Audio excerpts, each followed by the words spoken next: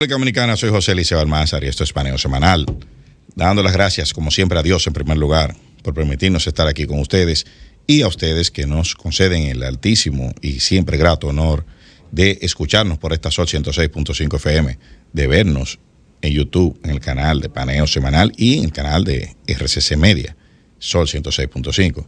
Y también de seguirnos en nuestras redes sociales, Instagram, Facebook y Twitter, Paneo Semanal. Saludando como cada sábado a mi hermano y compañero Luis José Polanco.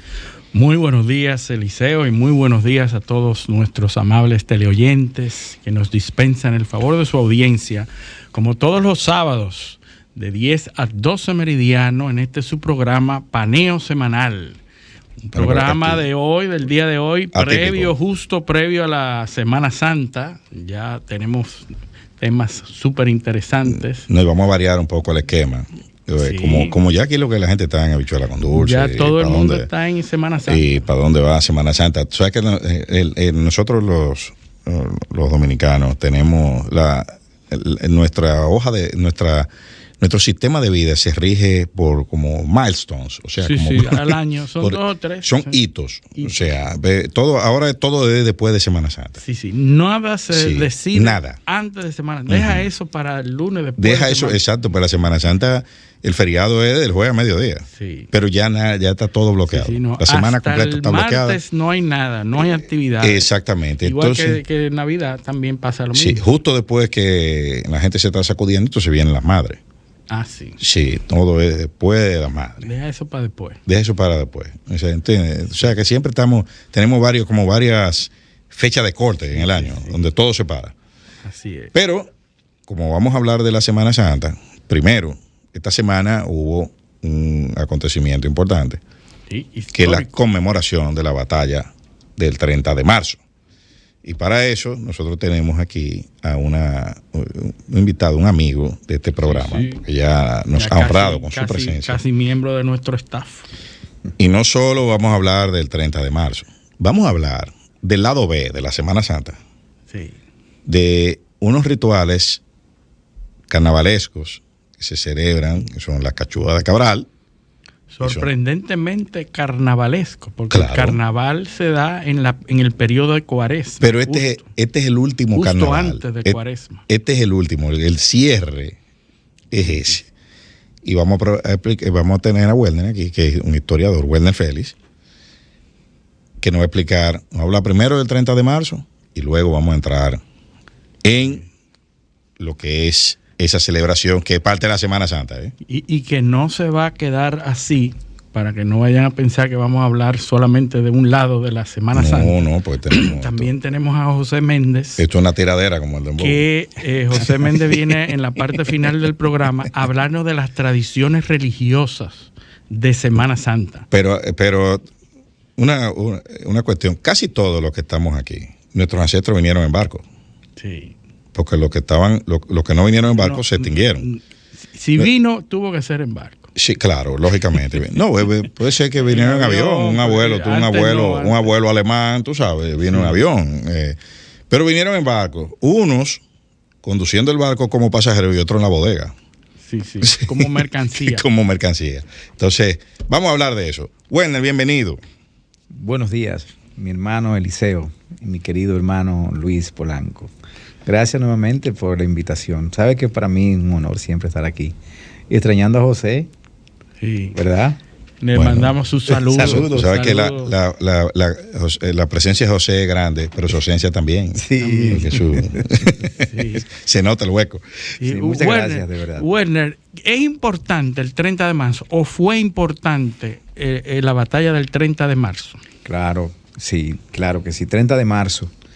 La batalla del 30 de marzo, de la batalla de Santiago, naturalmente, hoy sigue siendo parte de las efemérides más importantes de la República Dominicana, sobre la que se ha escrito mucho, sobre la que hay muchos mitos, sobre la que hay muchas realidades, pero indudablemente fue una de esas batallas, de esas dos grandes batallas de marzo, que consolidaron la independencia nacional.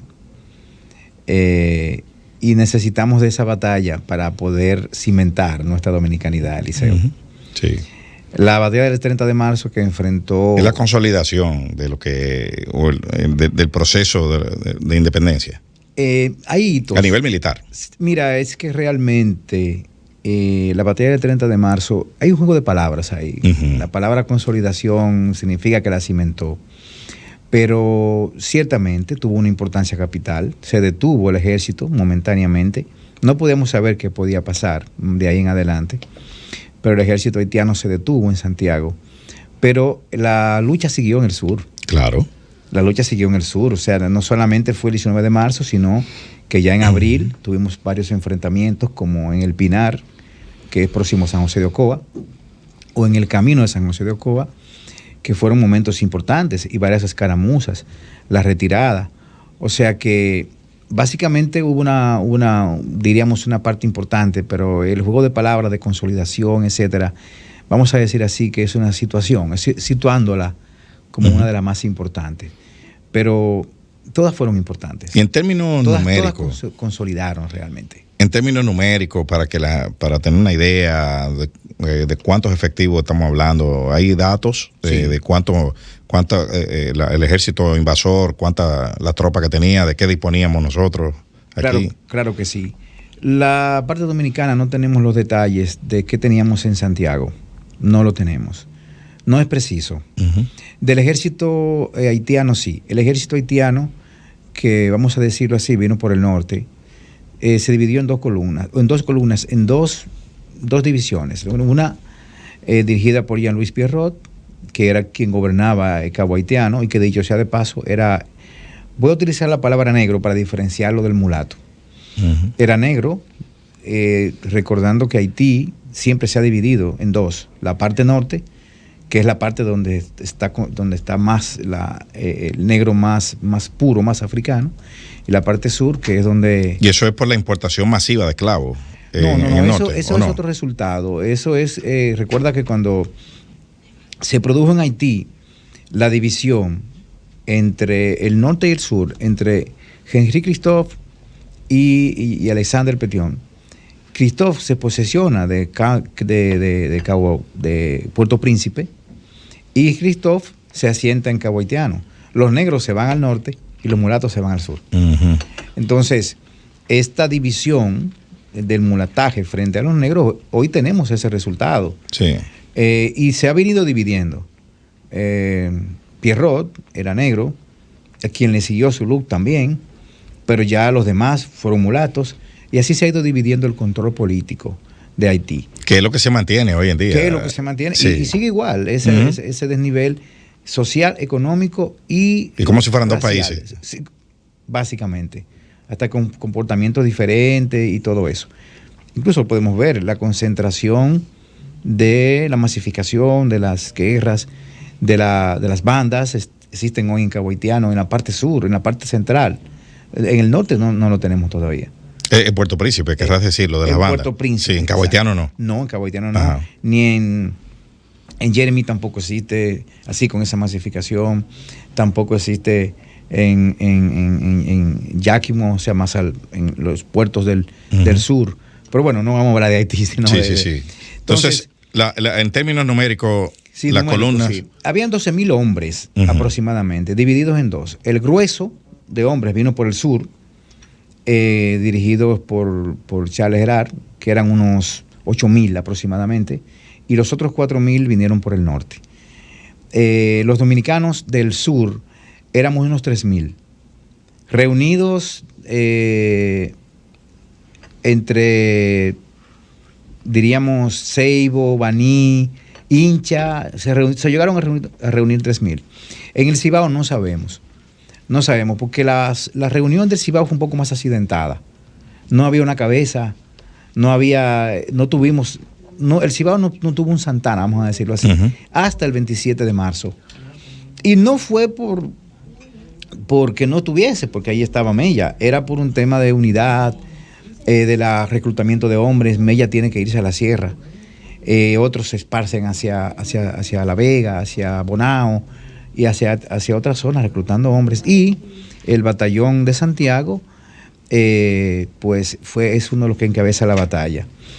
La Pierrot divide su columna en dos, de 2.000 hombres cada una de ellas, y avanza desde Cabo Haitiano por el despoblado de Santiago, que es lo que hoy es toda la zona después de Navarrete, que era un despoblado. Y por el sur, pues entra Charles Gerard. Ambos adoptaron la misma modalidad, siempre la vanguardia. Por el Cibao, la ofensiva se hizo también, igual que en el sur, que era un mecanismo retardatario, y se envió a Salcedo, a Francisco Salcedo, Tito Salcedo, que no es Pepillo, sino Tito. Y ahí se da el enfrentamiento de Talanquera, que fue similar al que se produjo el 11 de marzo en la Fuente del Rodeo, pero con un poquito más de intensidad. Fuera retardatario en lo que se organizaba la defensa de Santiago. Santiago tuvo la ventaja que no tuvo el sur, que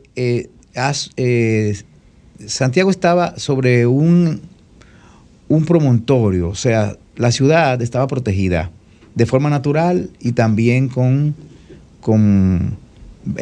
fuertes. Estaba en un punto elevado. En un punto elevado. Habían los 3 fuertes que fueron bautizados en esos días, Dios, Patria y Libertad, que dominaban el escenario. Creo que el fuerte Dios era el que más estaba artillado. Y es bueno mencionar la artillería. Y los demás tenían menos artilleros, pero tenían muy buena dotación de hombres de fusilería. Interesante el tema de los fusiles, porque a diferencia del sur, no habían fusiles como en el Cibao. O sea, el ejército, en la campaña del sur no hubo... Había menos fusiles. Exacto. En el Cibao hubo más fusiles y fue que se lo pudieron obtener por el comercio, la actividad comercial que tenía, más intensa. Y además, en Santiago estaba el batallón 31, el batallón 33 y el batallón de jóvenes que era de Santiago. Entonces, la preparación del terreno de Santiago, el cruce del río, las trincheras que pudo preparar José María Inver, fueron de las bases para ganar la batalla. ¿Y tú entiendes logísticamente fue mejor organizada? Si tú entiendes que también la geografía favoreció el hecho de que Santiago estuviese en una posición elevada, facilitó el resultado, ¿no? Contribuyó al resultado. Determinante. Y esos 3 fuertes, porque yo que no recuerdo haber escuchado esa información de los 3 fuertes, Dios, Patria y Libertad. Sí, y el San Luis, que ya luego estaba en otro sitio. Eran fuertes que fueron construidos para eso, ya existían desde el tiempo españoles. Ya existían, pero fueron preparados. Reforzados. Claro, hay que recordar que la ciudad de Santiago venía siendo atacada desde hacía mucho tiempo. No fue la primera vez que recibió un ataque. Ya de Poissy la había atacado y la había saqueado en el 1677. Y los haitianos llegaron en 1805, sabemos lo que sucedió. Sí. O sea, había una preparación previa en la propia ciudad. Asua no tenía esa característica. Asua era un llano. No había experiencia de defenderse de ataques, repeler ataques. No. ¿Por qué Asua? ¿Por qué se dio en Asua? No, obviamente estamos hablando del 30 de marzo, pero en Asua, ¿por qué Asua particularmente? ¿Había una ciudad establecida que fuera significativa? No, es que Asua es estratégico. Si nosotros vemos la geografía, hay como una especie de cuchilla, porque el cruce hacia Santo Domingo se concentra desde los valles del sur y la hoya de Enriquillo y el valle de San Juan, siguiendo las cordilleras, y confluyen ambas en Asua. Si usamos la geografía de hoy, y el cruce era necesariamente por ese camino. Es como una especie de pasillo. Una pasarela, claro, que está rodeada de montaña. Entonces, para conectar el resto con Santo Domingo había que... desfiladero, vamos a decir. Habían 2 lugares para detener: Asua o el Número. Por eso ahí se da la batalla del Número. El Número se da en el 1849 y luego la batalla que se da, la de las Carreras, que fue en el cruce del río Coa, es tan determinante porque los dominicanos pudieron sorprender al ejército haitiano cuando venían bajando por pequeñas partidas y los cañoneaban desde posiciones elevadas. Claro, desde posiciones distantes hacia la montaña. Sí, la visibilidad. Visibilidad.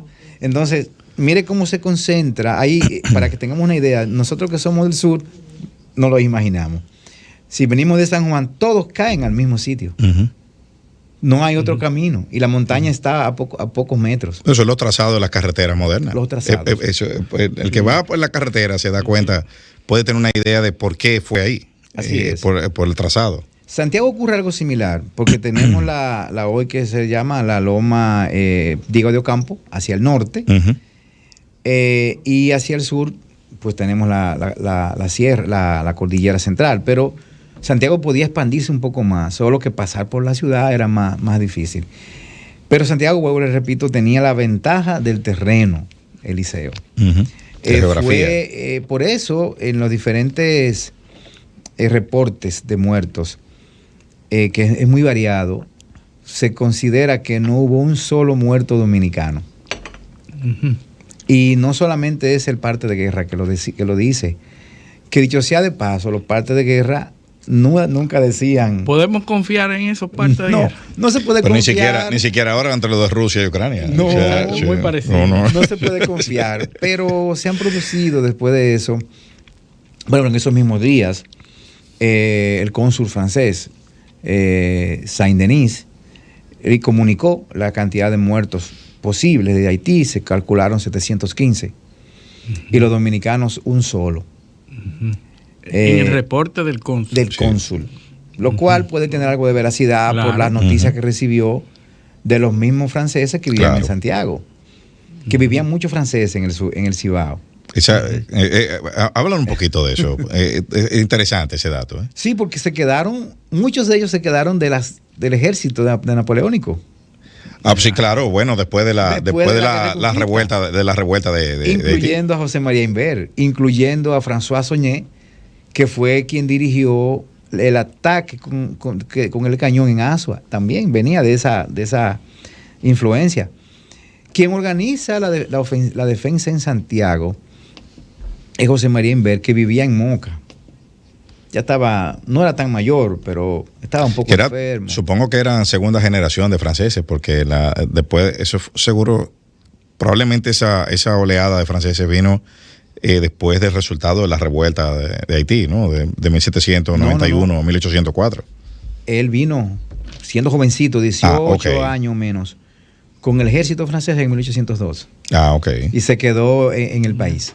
Estoy hablando de José María Imbert. Imbert, en 1802. 1802. Sí, claro, es lo que sí. Precisamente es lo que digo. Esa oleada de soldados franceses que entró a repeler la rebelión en el Santo Domingo francés. Sí. Bueno, me confundí un poquito de la pregunta. Claro, sí. Que fue de 1791 a 1804. Ese grupo de soldados franceses, que fueron varios grupos que envió Napoleón. Fíjate como tú mismo lo dices, llegó en 1802. O sea que llegó en la etapa final de la revuelta del Santo Domingo francés y cruzó aquí por el resultado que tuvo esa revuelta allá. Claro que sí.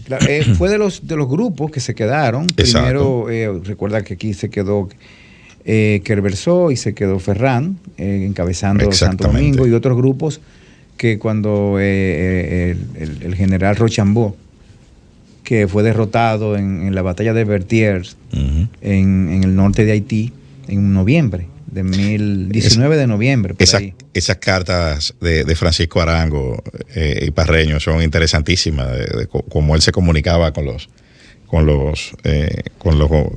autoridades cubanas. Ajá. Decía que esta guerra no hay forma de ganarla. No, sí. Los franceses no tienen forma de ganar esto, decía. No, es que los franceses se enfrentaron a dos elementos, a la fiebre, al elemento naturaleza, y a... Claro, ahí la naturaleza lo ayudó. No, y que era una guerra... enfermedades, el elemento, virus. El elemento que destacaba Francisco Arango era que no podían ganarla porque era una guerra étnica. Entonces él decía que los negros eran muchos más que los soldados franceses. Y creo que hay unas comunicaciones de Rochambeau. Hay varias comunicaciones. Donde él decía que la solución era exterminar a todos los negros, que había que sustituirlos por negros nuevos. De hecho, estaban dañados. Sí, estaban contaminados ya con el ideal. Bueno, es que los negros... Según él, eso es lo que él decía. Los negros de Haití habían conocido el néctar de la libertad. Por supuesto. Sí. Después de haber sido esclavos. Desde 1793 hasta 1802, cuando tratan de ser esclavizados nuevamente por Leclerc, el levantamiento no fue masivo, no, fue un levantamiento total, por la vida. Eso fue terrible. Ese era y no era ya, o sea, morir era una necesidad por la libertad. Ese era precisamente el enfoque que daba Francisco Arango y Parreño. Él decía que esta gente está peleando por su vida. Por su vida. Porque el ejército francés llega y mata a todo el mundo. No hay niños, motivación. Mujeres, o sea, no hay una mejor motivación que esa. Incluso hubo deserciones en el ejército francés, el regimiento de los polacos. Sí. Desertaron porque eran soldados profesionales. Decían, nosotros no venimos a matar mujeres ni niños aquí. Sí. Nosotros venimos a un combate, pero esto es una carnicería. Los principios de la guerra que comenzaban a tener vigencia. Entonces, bueno, tú decías, parte de esos soldados cruzaron entonces a la parte este de la isla y se establecieron en Santiago, y después sus generaciones en el Cibao, sí, específicamente. Sí. No, también en el sur, pero más en el Cibao. Sí. Y entonces esos se integraron por razones naturales, me imagino, a un enemigo común. O ya estaban eran dominicanos. Eran dominicanos, claro, porque eran hijos. Pero el ideal de combatir a los haitianos venía precisamente porque llegaron. Sus ancestros pelearon contra Era la venganza de aquella derrota. Claro, sí. Claro. Sí. Bueno, la batalla de Santiago fue muy bien organizada. Tuvo tiempo, había condiciones, había armas. Y fue una batalla que se ganó a cañonazo y a fusilería. Creo que solamente hubo una carga, que es, por cierto, muy... anecdótica y también es muy resaltada, que se denomina la carga de los sandulleros, que fue una sola carga que hubo frente al ala sur, al ala izquierda del ejército haitiano, en un momento en que la caballería comenzó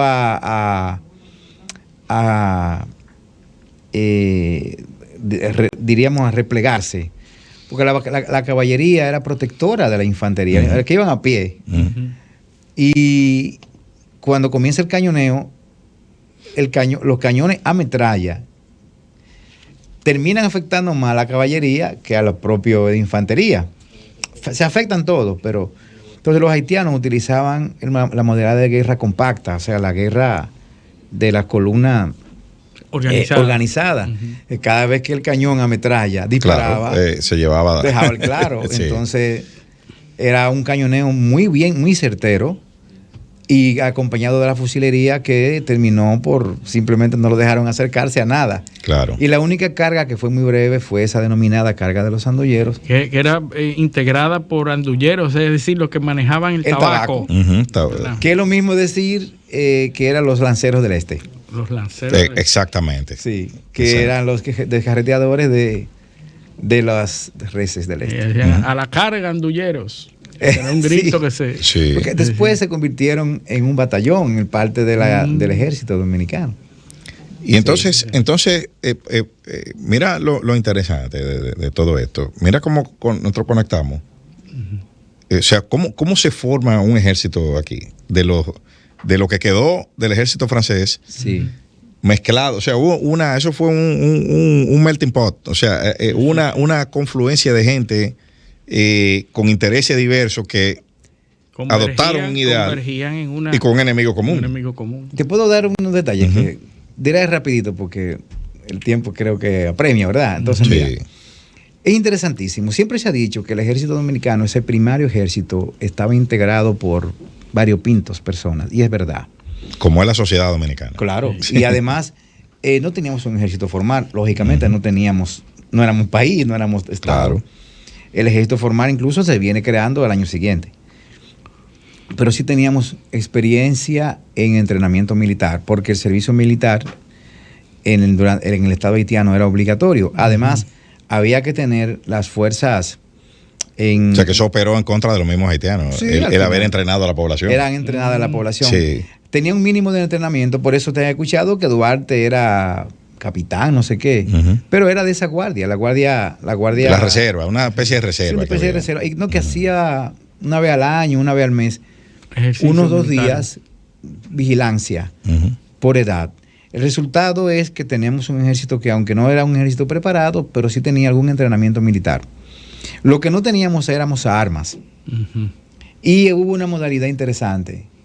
A diferencia de la guerra de Cuba, en el que las familias se integraron, aquí se integraron los trabajadores. O sea, los empleados. A O sea, Santana. usted tenía, por ejemplo, una finca y usted era soldado y sus trabajadores también. Sí, Exacto. por eso los terratenientes. Y Claro, por eso Santana era ganadero, atero y tenía un ejército grandísimo. Mucha gente a su disposición. 400 hombres trajo a Santana, él solo.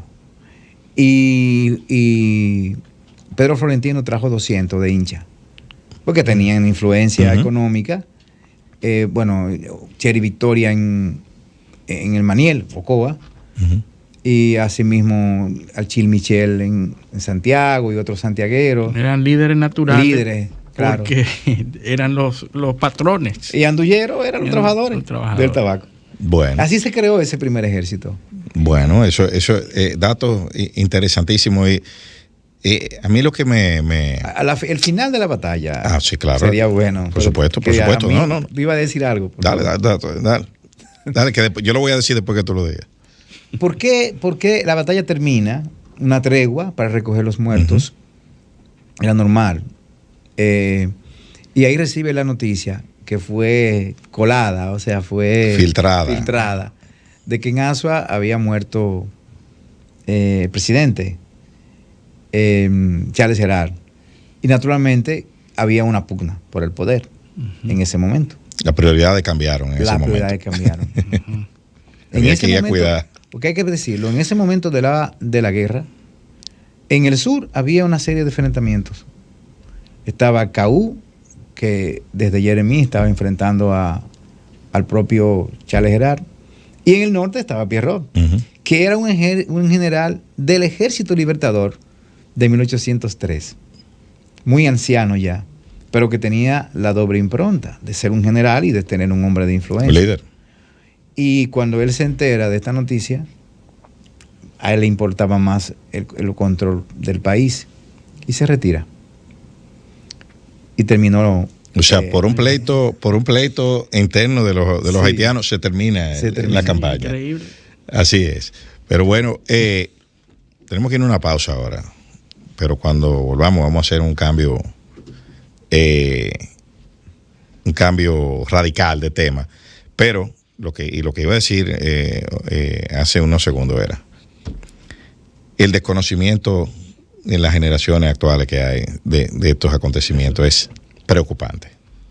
Preocupante porque son los cimientos históricos sobre lo que se construye la nacionalidad dominicana. Imagínense la nacionalidad como si fuera un Lego, un juego de Legos. Sí, de piezas. Son de piezas. En la construcción de la dominicanidad, esos hechos son fundamentales. Sí, son hechos integradores de un conglomerado. De cómo fue, y los valores que hay ahí, negociación, aceptación de la diferencia, o sea, unirnos, aceptar las diferencias, unirnos en un objetivo. Los temas que nos integran. Entonces, es preocupante que eso, que vivamos que las generaciones jóvenes vivan de espalda a todo eso. Pero, vámonos a la pausa. Esto es Paneo Semanal, no le cambien.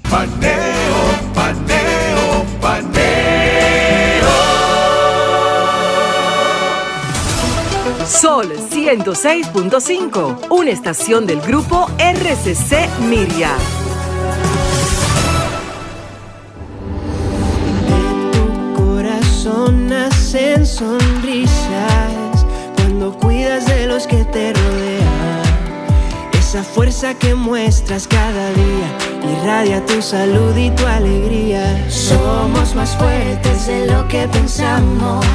Si de nosotros siempre cuidamos, mi leche es sabrosa y saludable, lo que necesitamos para levantarnos. Cada vez que te levantas, cada vez que de ti cuidas, el país crece contigo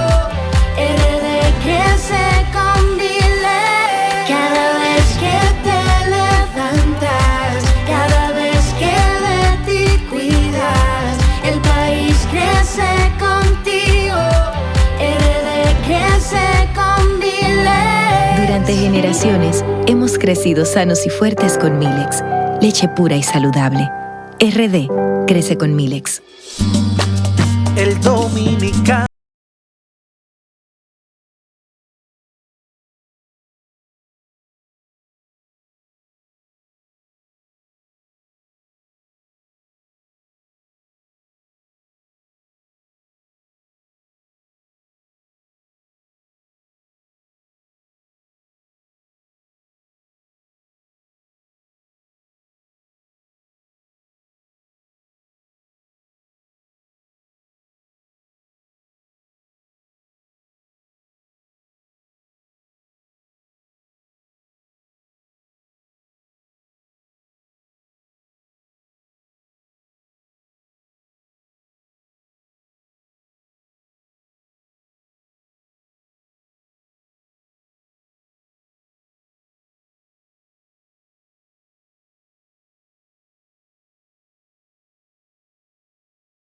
Cuando me levanto, que el sol me alumbre en la mañana, me tomo mi café del campo. Un cristal de caña es natural, de caña al 100%, la prefieren en la ciudad y en el campo también. Azúcar cristal de caña, naturalmente dominicana, disponible en supermercados y colmados en todo el país. Sol 106.5, la más interactiva.